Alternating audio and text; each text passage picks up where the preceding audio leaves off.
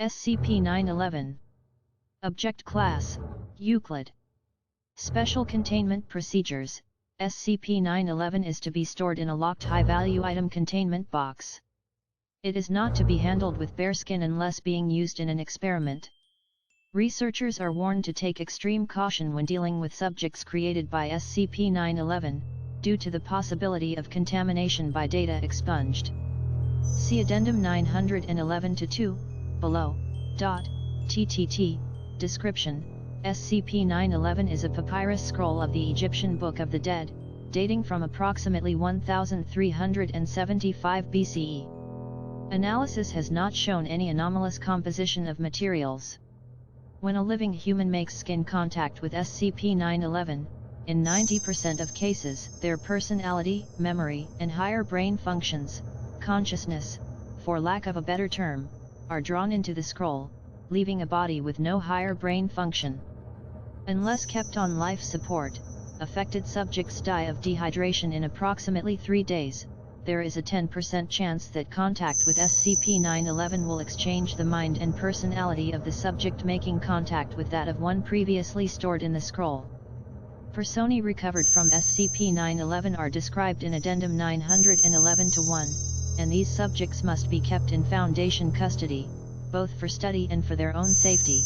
Only D-Class personnel should be used in experiments with SCP-911, due to the low probability of ever recovering the consciousness of the original subject. Due to the interview with Subject 911-4, no further experimentation is to take place without O5 approval. Addendum 911-1, recovered subjects from SCP-911, Subject 911-1, inhabiting the body of Agent, who discovered SCP-911 at IN. Subject 911-1 claims to be a librarian from the Royal Library of Alexandria, captured by SCP-911 circa 180 BCE. Subject retains no memory of his captivity.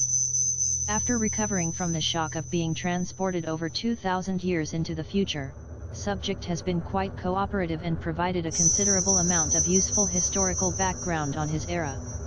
Researchers speaking the appropriate dialect of Greek are welcome to interview him. Subject 911-2, formerly D16173, Subject 911-2 claims to be king of, a noted collector of ancient manuscripts who suffered a mysterious fate in 1327. Whether or not he is lying about his identity is currently under dispute by several of his interviewers. Subject 911-3, formerly D16292, Subject 911-3 has provided no useful information as to his identity or origin. Subject is apparently insane due to long-term dissociation and sensory deprivation, and screams incoherently in medieval French if the environment darkens below approximately 1000 lumens. Subject 911-4, formerly D16544, Subject 911-4 is Professor, documented as having been found dead while doing research on ancient languages on December 5, 1931. Professor claims to have been sentient during his entire captivity, and to have maintained his sanity through meditation and strength of will. Addendum 911-2, interview with Subject 911-4, Professor, on 3/12/2010, Dr. How were you captured by the object? Subject 911-4, I was researching the usage of some hieroglyphs, and touched the manuscript. The next thing I knew, I was floating in an endless void. 1, Doctor. What was it like where you were? Subject 911-4, empty. Featureless. Nothing to do but float. There were others, but most of them are drifting, forever asleep. Occasionally a portal opened, and some new soul drifted in. Doctor. If you were awake, why couldn't you leave before you did?